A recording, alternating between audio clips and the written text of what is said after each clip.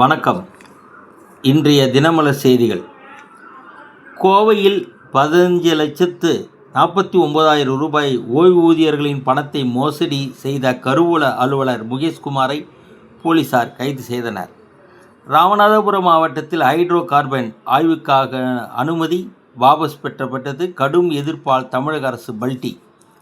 தேனி மாவட்டம் கம்பம் உஸ்தாத் பீர் முகமது சதகியா சரி பயங்கரவாதத்தை தூண்டும் விதமாக பேசியதற்கு பதிலளித்த வேத விஞ்ஞானி ஆராய்ச்சி மைய இயக்குனர் பாலகௌதமன் பதில் கொடுத்ததை இதற்கு போலீசார் பயங்கரவாதத்தை தூண்டிய நபரை கைது செய்யாமல் விளக்கம் அளித்த விஞ்ஞானி மீது வழக்கு பதிந்துள்ளது வெட்கங்கெட்ட செயல்.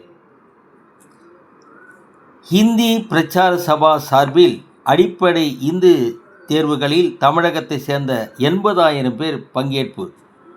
வணக்கம்.